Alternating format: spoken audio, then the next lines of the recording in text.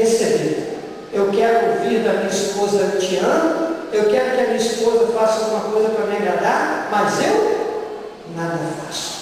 Tem esse tipo de amor. Mas Paulo, na verdade, ele trabalha a sua carta, e lá no capítulo 13, ele não está falando desse tipo de amor. Ele está falando de um amor, na verdade, diferente. Um amor que faz com que a igreja, no meio da diversidade, tenha unidade.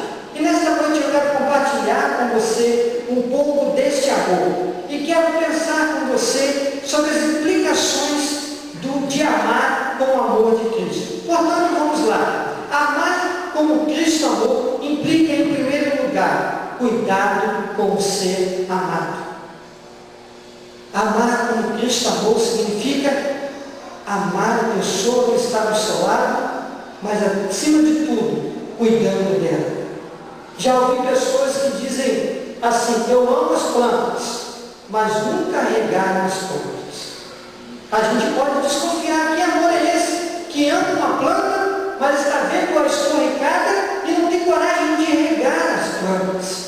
Sabe, meus irmãos, no Antigo Testamento, nós lemos o livro do profeta Jonas.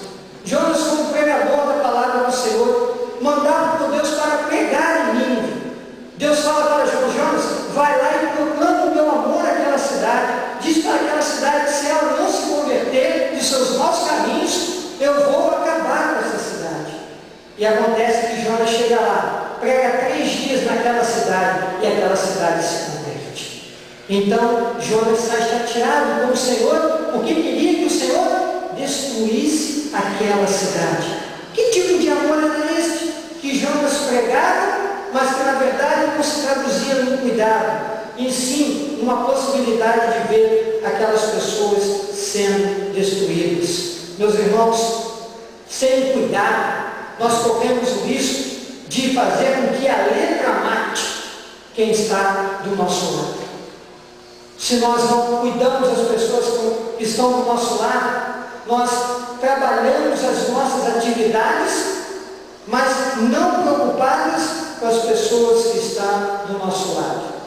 Quem ama, quem diz que ama o homem, quem diz que ama a Deus, mas não cuida do homem e não cuida de Deus, é mentiroso, porque esse não é o tipo de amor ensinado por Jesus. Mas em segundo lugar, amar como Cristo amou implica em responsabilidade para com o ser amado. Responsabilidade não é algo que eu possa dizer aqui nesta noite e você possa sair daqui dizendo assim: eu vou ser responsável. Não é algo que você aprenda e que venha de fora para dentro. Mas na verdade, meus irmãos, responsabilidade é um ato voluntário que diz respeito à consciência e à capacidade de responder pela felicidade e bem-estar do ser amado. Em outras palavras, você, meu querido, é responsável pela felicidade daquela pessoa que você ama. Nós, igrejas, somos responsáveis pelas pessoas que nós dizemos que amamos. É muito fácil virar para uma pessoa e falar: eu te amo. Mas esse amor precisa ser um amor, antes de tudo, precedido pela responsabilidade.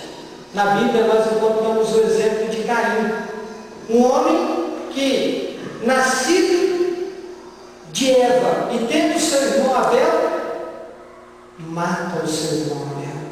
E quando Deus chama Caim a responsabilidade, fala: Caim, onde está o seu irmão? Então Caim fala: sou eu o guardador do meu irmão? Sabe, meus irmãos, tem muita gente que diz amar as pessoas, mas não cuidam das pessoas, mas não são responsáveis pela pessoa. Quando a responsabilidade, meus amados, não emana de Deus, essa própria responsabilidade, ou esse tipo de amor, ele se corrompe e passa a dominação ou possessividade. Quando alguém adota uma atitude de dominação, de possessividade, na verdade isso não é responsabilidade, isso é um amor às avessas. Mas em terceiro lugar, amar como Cristo amou implica em respeito para com o ser amado. Precisamos respeitar as pessoas, precisamos respeitar as individualidades, as diferenças. Paulo, escrevendo aos Coríntios, fala daquele grupo, mas em momento nenhum Paulo reclama daquele grupo. Meus irmãos, e o nosso Senhor Jesus Cristo, como respeitou os seus apóstolos, a sua igreja. Por exemplo, André, o discípulo de Jesus, era um homem ingênuo quanto ao poder de Jesus. Quando ele se apresenta diante de Jesus com aqueles 5 pães e 2 peixinhos, fala: mestre, para alimentar essa multidão de 5.000 pessoas, só 5 pães e 2 peixinhos, não dá para fazer nada. Jesus respeita esse homem. E Filipe, quando depois de 3 anos com Jesus, pede a Jesus: Jesus, mostra-nos o Pai. Era um homem que não havia percebido que Jesus, na verdade, era Deus. Meus irmãos, e Mateus, o publicano traidor da pátria de Israel. Mas todas essas diferenças, Jesus respeitou. Jesus respeitou as individualidades. Meus irmãos, precisamos também respeitar as individualidades da nossa igreja. Aquelas pessoas que são diferentes, precisamos respeitar. Mas em 4º lugar, eu quero chamar a sua atenção. Amar como Cristo amou implica também em conhecer o ser amado. O amor faz com que o nosso conhecimento não fique na periferia dos relacionamentos, mas penetre o âmago da alma do ser humano. Sabe, meus irmãos, o amor ou o conhecimento nos leva a perceber que quando a pessoa que está do nosso lado está irada, está impoderizada, é porque, na verdade, isso está acontecendo em virtude de uma ansiedade ou de um problema que ela está vivendo. Quando nós conhecemos a pessoa, quando nós conhecemos aqueles que estão à nossa volta, tenha certeza, nós sabemos suportar uns aos outros em amor. Como tem estado você em relação ao seu irmão? Você tem conhecido o seu irmão? Como é triste quando nós chegamos numa igreja e as pessoas apenas perguntam, ou dizem bom dia, boa noite, mas não perguntam como vai você, como foi essa semana, será que eu posso te ajudar em alguma coisa? Amados, amar como Jesus amou implica conhecer as pessoas que estão do nosso lado. Mas em 5º e último lugar, já caminhando para o final desta reflexão, amar como Cristo amou implica em consciência de que somos pecadores. Precisamos ter esta consciência. Eu sou pecador, você é pecador. Não porque pecamos toda hora, mas porque estamos debaixo de uma natureza pecaminosa. E quando nós temos consciência de que nós somos pecadores, nós olhamos com simpatia os erros dos irmãos. Jesus nos conta uma parábola a respeito do fariseu e do publicano, lá em Lucas capítulo 18.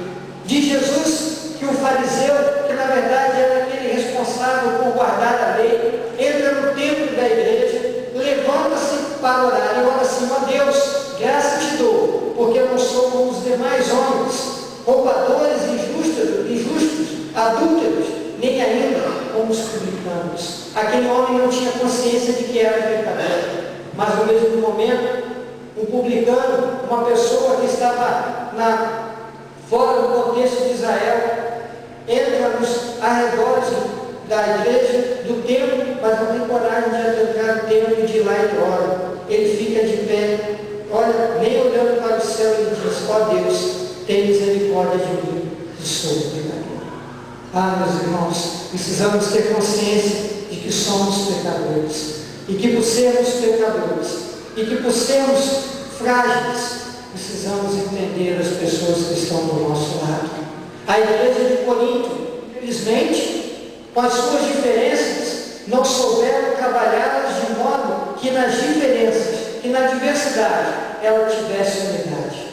Meus irmãos, aquela igreja trabalhou sim as suas diferenças e conseguiu dividir a igreja do Senhor. Mas a minha oração é que nós, da primeira igreja batista do Perú, tenhamos consciência de que, mesmo diferentes, precisamos procurar a unidade, precisamos procurar uma solução que faça com que Cristo seja exaltado em nós, que faça com que Cristo, na verdade, é quem apareça, e que nós, apenas como servos, possamos trabalhar na obra do Senhor. Eu quero convidar você a uma reflexão nesta hora. Como tem estado você frente à pessoa que está do seu lado?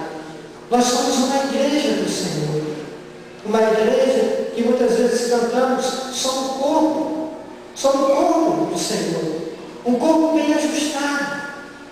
Ainda que diferentes, somos necessitarmos, mas nós temos amado como Cristo